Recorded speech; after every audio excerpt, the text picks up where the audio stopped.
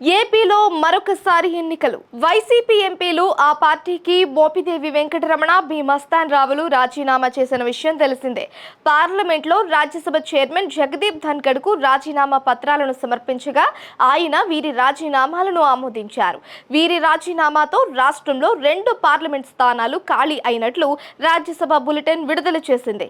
త్వరలోనే ఖాళీ అయిన ఈ 2 సీట్లకు ఎన్నికలు జరగనున్నాయని తెలిపింది. ఈ మేరకు రాజ్యసభ సెక్రటరీ జనరల్ ప్రకటన విడుదల చేశారు. ఈ 2 స్థానాలు ఎన్డీఏకు దక్కే అవకాశం ఉన్నట్లు తెలుస్తోంది.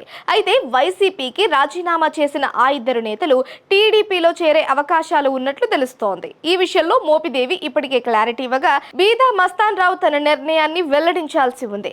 అయితే మస్తాన్ రావు గత 2 ఏళ్లుగా వైసీపీ తరపున రాజ్యసభ సభ్యుడిగా ఉండి కొన్ని వ్యక్తిగత కారణాలతో పార్టీకి రాజీనామా చేశారు. అయితే మోపిదేవి టీడీపీలో చేరుతున్నట్లు వెల్లడించారు. రాజ్యసభ సీటుపై తనకి ఆసక్తి లేకపోవడంతో ఆయనకు ఎమ్మెల్సీగా అవకాశం కల్పించే ఛాన్స్ ఉంది. దీంతో పాటుగా మోపిదేవికి మంత్రి పదవి కూడా ఇచ్చే అవకాశాలు ఉన్నాయని రాజకీయ వర్గాల్లో చర్చ నడుస్తోంది.